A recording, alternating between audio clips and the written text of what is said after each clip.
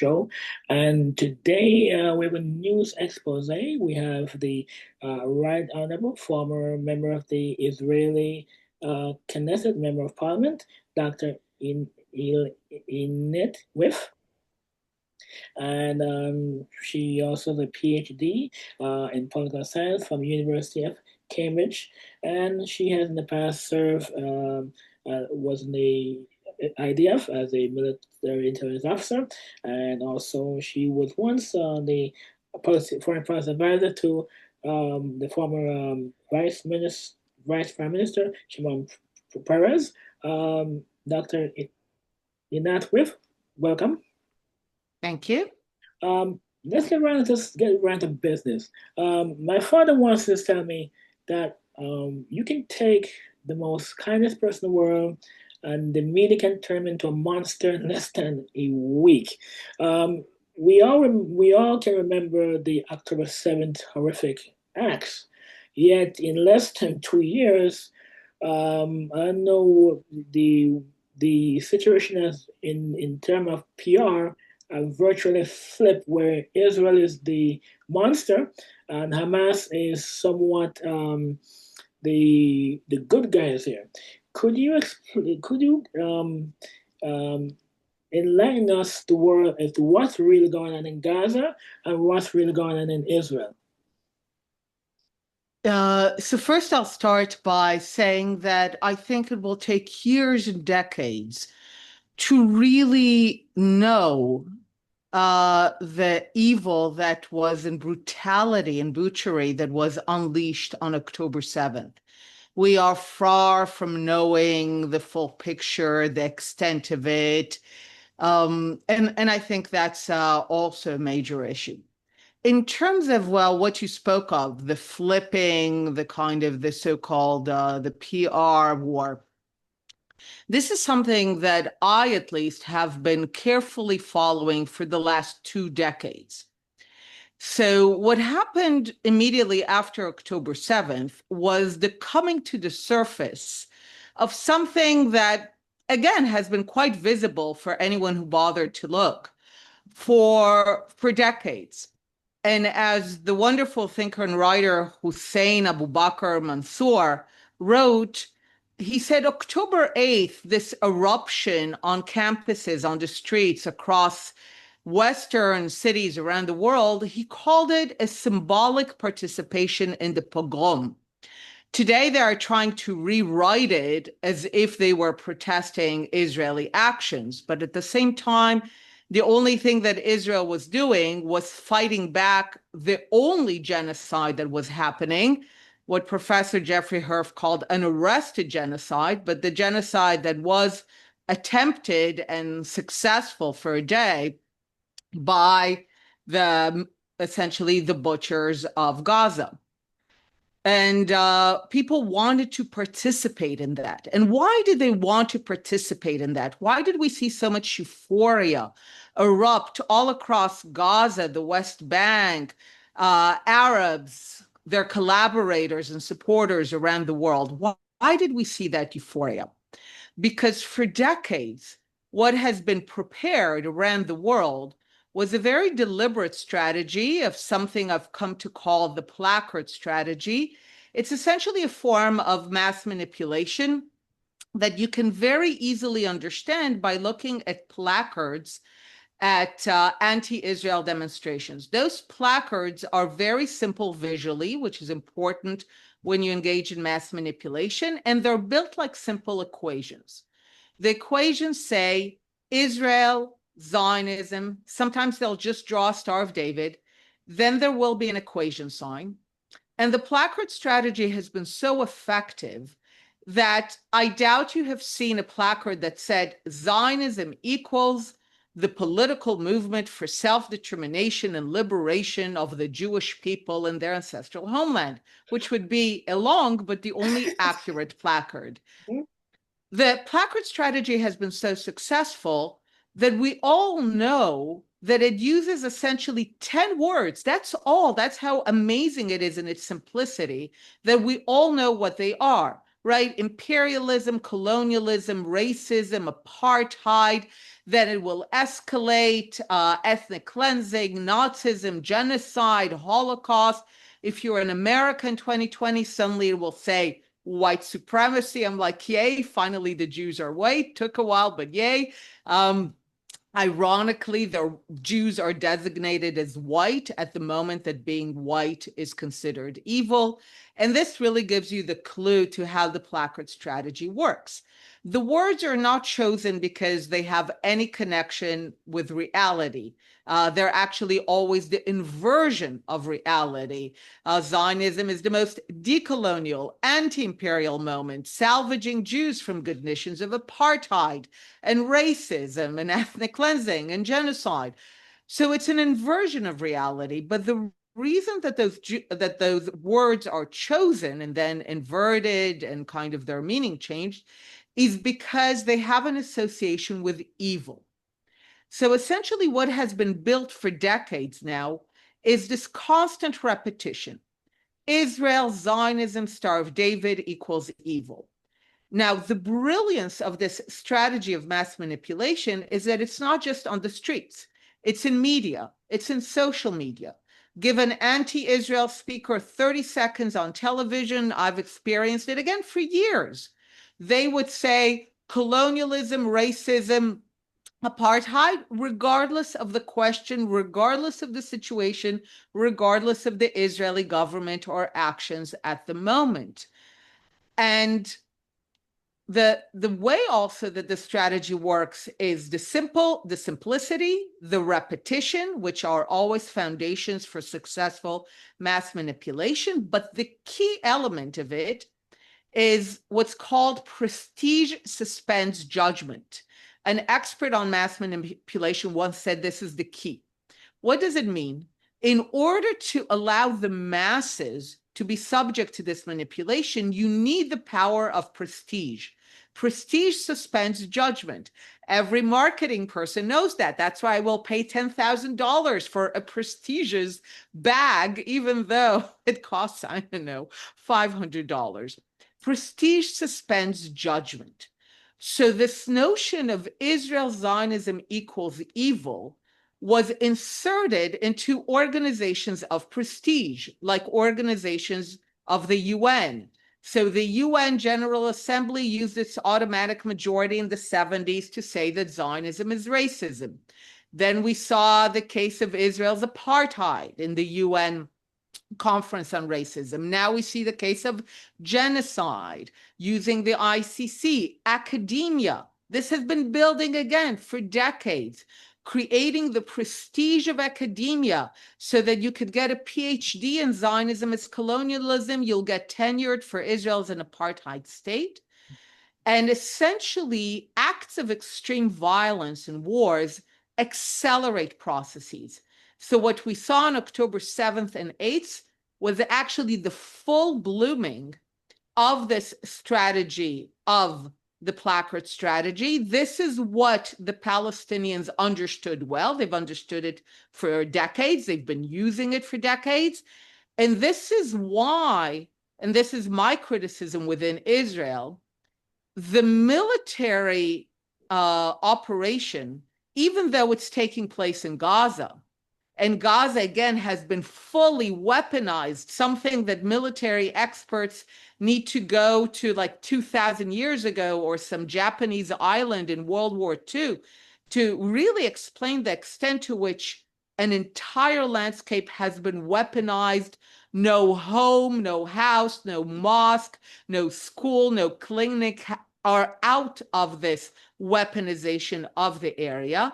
But even though this is the military arena, my argument is that the war is actually taking place here in people's minds, through the screens, through the media, through mass manipulation. And I think there has been a great failure on Israel's part to understand where the real war has been happening. Yes, it's very interesting that you brought some very important points. And one of the things that I find very strange is I see women, I see other minorities on these campuses supporting Hamas. These are people that came from other country that came in our country and used American tax dollars to attack Israel and attack the United States. But even more importantly, how do you explain, women and other groups supporting Hamas when if they were living in Gaza, they would have been killed? So at this point, it has no kind of rational idea. I spoke with a progressive rabbi yesterday who was really dealing with what's happening to exactly all these ideals. She told me, all her life she's been fighting for women's rights and LGBTQ rights and environmental issues and every progressive cause.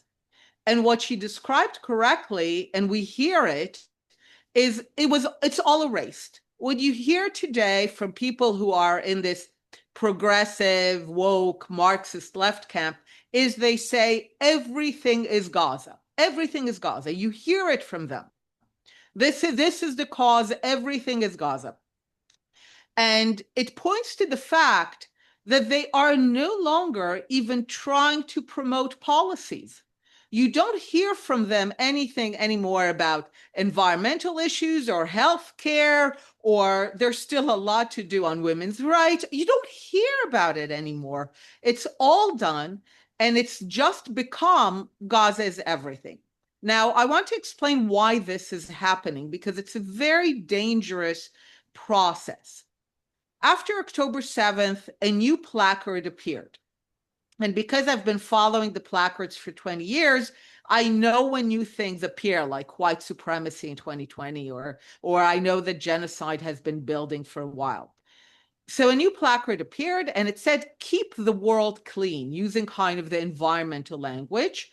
And it had an image of a Star of David or a flag of Israel in the trash bin. Now, when I saw that, I was like, okay, we are reaching the full culmination of this strategy. Mhm. Because if you tell people for decades, Israel, Zionism, Star of David equals evil, then with evil, you do only one thing. You do not reach solutions, you do not negotiate, you do not reach compromises. Evil, you eradicate, right? So what they are basically saying is there's a clean world, a good world, a better world, and the way to get to that world is not by enacting better policies on environment or human rights or women's rights or healthcare. The way to get to that better world is to rid the world of the collective Jew, to put the Jew in the trash bin by any means necessary. We heard that a lot after October 7th. Now, this is the most ancient and most dangerous idea in general, and certainly when it comes to Jews. It's the idea that between this world and utopia stands the collective Jew, and therefore, in order to birth that utopia, we support anyone, including Hamas, whatever means they use in order to bring about that utopia. So this is why you find people who were at the forefront of progressive issues essentially abandoning and the difficult effort of promoting actual policies in favor of this simple and dangerous idea that if we only rid the world of the collective Jew, we will have utopia. This is why you have a Greta in a flotilla, because she's had zero success in promoting any environmental policy. So, and again, this notion that the Jews, getting rid of the Jews will lead to utopia is always the mark of failed societies, of failed people who are no longer able to do anything constructive. So they latch on to this destructive idea that if we got rid of the Jews, that we will have a better world. And this is why it's no coincidence that all the good words are on the side of the negation of the Jews. All the evil words are on the side of the collective Jew, and all the good words, freedom, justice, rights, equality, all these good words are on the side of those negating the collective Jew, what I've come to call Palestinianism. And this is why they support Hamas, because as far as they're concerned, Hamas, by any means necessary, is birthing the utopia that will await the world on the other side of ridding it of the collective Jew. Yeah, excellent. That's a very excellent point. Um, I'm always fascinated that people that throw the racism term when it comes to Israel, but in the 1970s and 80s, Israel was one of the first European countries in history to go into Africa and bring home the Ethiopian Jew. And even to this day, many of these so-called anti-racists has refused to acknowledge this in Israel's favor. Why do you think this is so? Because it complicates again the idea of what being Jewish is. There's a wonderful phrase by Dara Horn, the author of People Love Dead Jews, and she says, people are trying to put us in a box. You're a nation, you're a people, you're a race, you're an ethnicity, or all that. And she says, we don't belong in your boxes. We have something that predates those boxes. It's one word, one syllable, two letters in Hebrew and English, Am. We are Am Yisrael, translated as the people of Israel. Now, Am Yisrael can be different levels of melatonin in the skin. Am Yisrael can have different hair types. Am Yisrael can have different eye colors. But what constitutes us as an Am, as a people, is this collective identity that is connected to a sense of history, culture, a story, of course, of a god and a land, and it is a collective. Now, individual Jews can be born into the tribe, into the Am, and say, we don't want anything of it. That's fine. You can individually decide you're opting out. But that's not what a lot of people try to do. A lot of people try to just fit Jews into boxes. Mhm. I remember for the first time when, again, well-meaning Jews in America started to use the term white, saying we're white. And I was like, no, no, no, no, no, no, no. No one has ever racialized Jews, right? Even the notion that Jews were Semitic, that there was a Semitic race, that was a European designation intended to set apart the Jews exactly at the point where the walls were coming down and the Jews began to look like everyone else. They were no longer limited to the ghettos. And, today people use this bizarre term, I cannot be anti-Semitic because, I'm Arab and Arabs are Semitic. And I'm like, look, the Europeans never intended the Semitic designation, and you can see it in real time, as anything but a way to tell the Jews that they do not belong, that they're not European, that they are not part of the European people. And the Nazis actually went out of their way to tell the Arabs who were their allies that the Arabs are not Semitic, they're Aryan, which again shows you that these categories are always for a sinister purpose. So when were Jews designated as white? Jews were designated as white at the moment when white became culturally associated with the bad part, with evil. Then suddenly Jews are white, Zionism is white supremacy. And my argument is just don't play into it, because the other side, when they use those terms, they never mean anything good. Yeah, very excellent point there. Let's rotate back to what's going on in Israel right now with all these protests. And I'm somewhat of I saw this disturbing trend of some people claim that the idea soldiers, former idea soldiers, or basically bad mouthing what's going on in Gaza. Could you shed some light on that? Sure. I mean, it's still very much at the margins, but it's very much part of a bigger phenomena. You see it around the world, you see it in Israel. The idea of Jews essentially selling out their people or their country in public, doing it as a performance for others. They will claim that they do it because they want what's best for Israel and they want to improve the situation.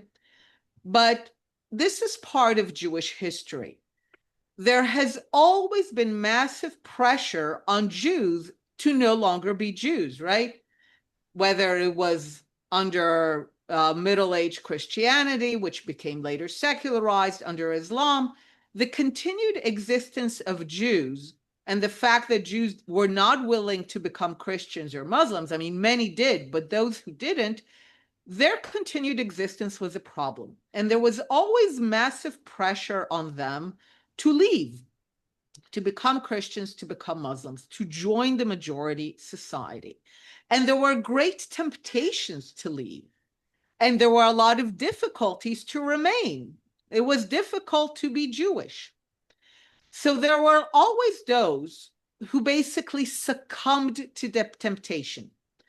And if you go back to the medieval debates, I sadly joke that when the Jews won the debates, they were slaughtered, and when the Jews lost the debates, they were slaughtered. But who were the Christians who debated the Jews? They were almost always Jewish converts. Yes. So essentially what you're seeing is something similar today. We're seeing basically Jewish converts to anti-Zionism. It's not religious conversion, but it is the conversion to a strong pressure from the outside to sell your people. And pun intended, this was always our cross to bear. This is a permanent phenomena of the Jewish condition.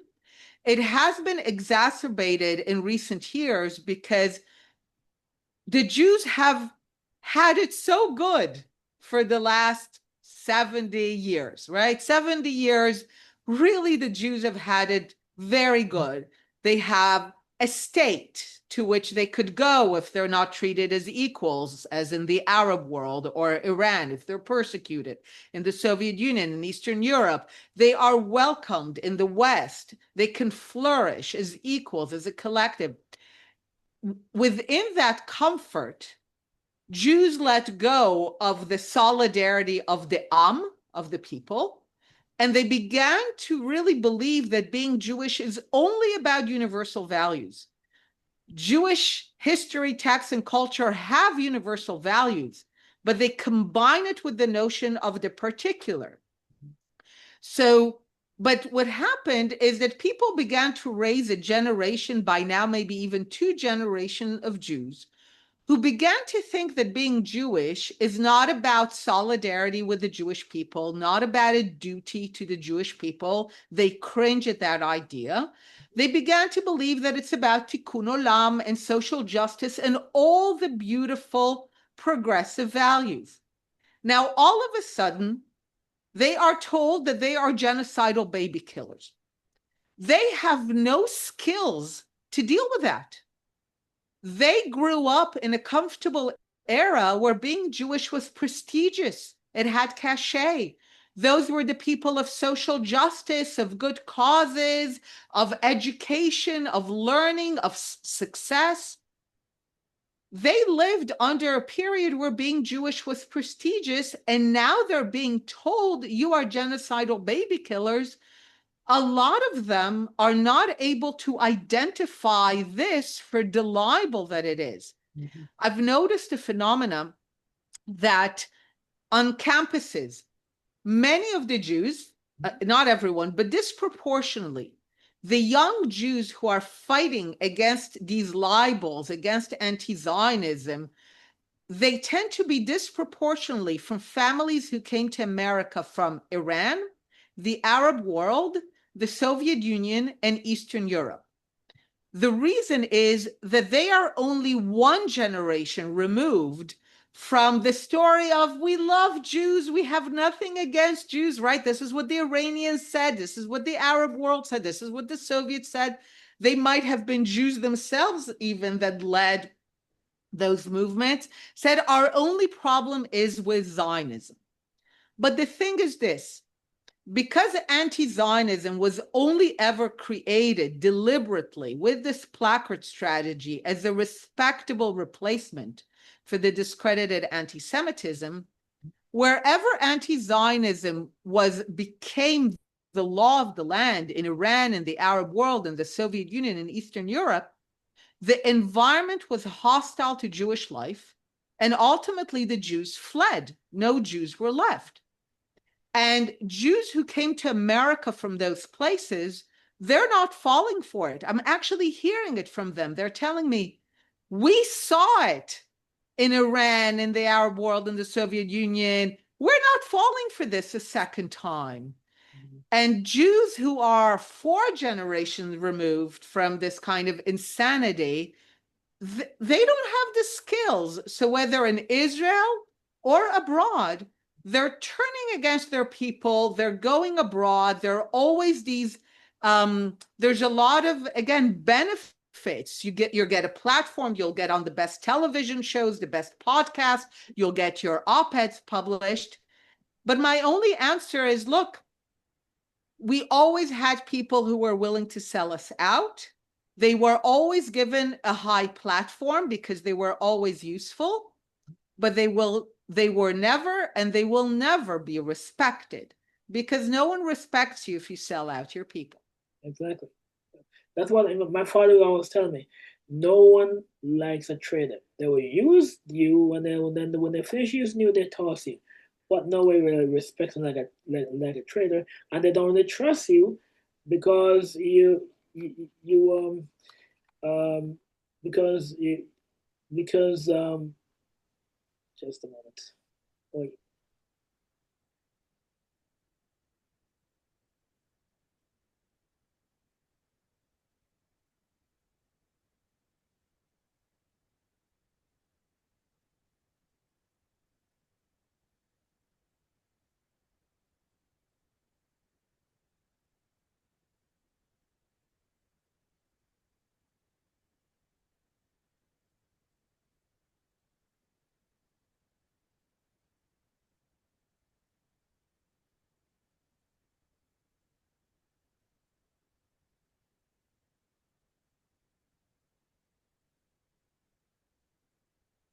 Okay, welcome back.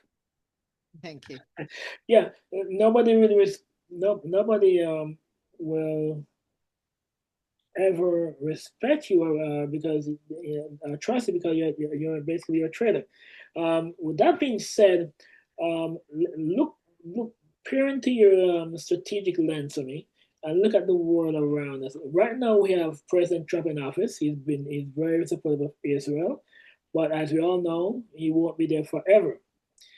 So going forward, what should the state of Israel do in terms of trying to, more dealing with these wars? I know Germany is still very supportive of us, but we really can't rely on it either. I know India has always been very kind to Jews, also. So, give us your assessment of the current situation in that regard. So I definitely believe that we need to use this current moment when we have a supportive president and still a lot of support among the American population and its representation in Congress. We need to use that in order to lock in achievements that will serve us even if things change. We're seeing the rise of this, what's called the red-green coalition, the coalition between the left, the woke, the Marxists, the progressives, that's red, and green, the Islamists. We're seeing this. It's a powerful coalition. It's the coalition that corrupted the United Nations. It's the coalition that basically brought in the Islamic Republic. It brought down the students, the communists, they allied themselves with the Islamists to bring down the Iranian regime. But what happened is that the Islamists turned on the communists and we got the Islamic Republic of Iran. So This is a very powerful coalition that has been in operation in many places and bodies. It certainly never ends well for the Jews when this coalition comes together. By the way, it never ends well for the red part of the coalition, but it takes them a while to understand that. We're seeing now this coalition perhaps bringing to power Mamdani as a mayor to New York, the city where most Jews live outside Israel. This will have massive repercussions. Uh, uh, to imagine now this kind of coalition, a red-green coalition, bringing an AOC to be a Democratic nominee, no longer a crazy idea. It sounded crazy a while ago. Now it's considered almost a realistic scenario, if not the leading scenario. So Israel needs to prepare for that.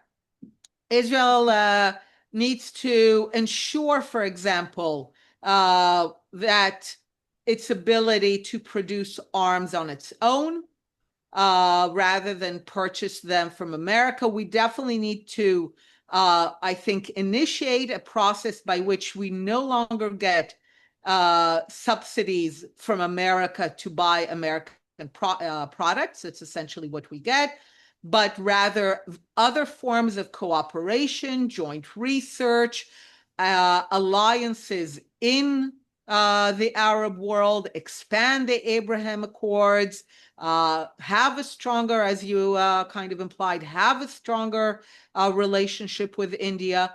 So we need to prepare for the possibility of change. It would be the first time, right? When Israel was established, the country that helped us was not America. America recognized Israel, but it placed an arms embargo. The country that helped us was actually the Soviet Union, because it hoped that the Jewish people will help get Britain out of the region, which we did. Uh, so the Soviet Union is the reason that the Jews were able to survive the Arab attack. And then the Soviet Union, when they realized Israel will not be a Soviet puppet, turned on us and made, I think, the mistake of supporting the Arab world. And then the French became our allies and really helped us build the military that won the Suez War in 56, the Six-Day War. Even though France turned on us on the eve of the Six-Day War, we already had a military that was able to decisively win that war. And then when the French turned on us, slowly it became the Americans that supported us. So it wouldn't be the first time that the kind of who supports us changes. And we need to prepare for that and have much more of our ability to defend ourselves settled in Israel rather than depending on outside shipments. Yeah. Definitely. Also, one thing that I was in the past, I was with Stand With Us, and I do talk supporting Israel, and exposing all the nonsense that's going on in Israel. And my approach has always been forget about those big, massive venues. Focus on the small venues, because I always say 100 tiny venues is greater than one big venues, and that's what I've been doing. Like going to the community churches, the community mosques, the country club, the small mom and pop house meetings and all that. And I did hundreds of those. I was much more effective than going to try to get a big event. And so, how can Jews go back to that more organic approach to telling our stories, as opposed to try to get on these big shows that are not really very effective? So I agree with you that ultimately the small meetings are what's effective. I do a lot of that in delegations of non-Jews that come to Israel. In my experience, it's the most effective because the gap between what people are constantly assaulted in the news and social media about what they say about Israel and what they see when they came here um, is so large. I remember once a briefing with the Emirati ambassador to Israel. He said, you guys are terrible at like presenting yourself. He's like, I came to Israel. I went running. He's like, this, I just arrived in Israel. The signs are in Arabic. I run around, I see mosques, Arabs and Jews on the beach together. He's like, this is and this is in the Emirates, right? An educated person. And and he was just shocked just by life in Israel. So in my experience, when people come to Israel, the gap between what they are assaulted with on social media and the news and what they see is so big that their mind like moves and they're like, okay, we're going to listen. And having those small intimate meetings, I agree with you, is both effective and long lasting, which is why you're right. You don't need to wait to do big things or big venues or big audiences. Anywhere you can operate, any group, uh, any followers, as long as you are consistent. I would say very important to be respectable. People know on my Twitter feed, I always maintain respectable language. I say things that are very difficult, but it's always with serious, respectable language that looks at the evidence, that looks at the data, never personal attacks on people. And Just and I about think how many more minutes to you do have? that is good. What? How many more minutes you have?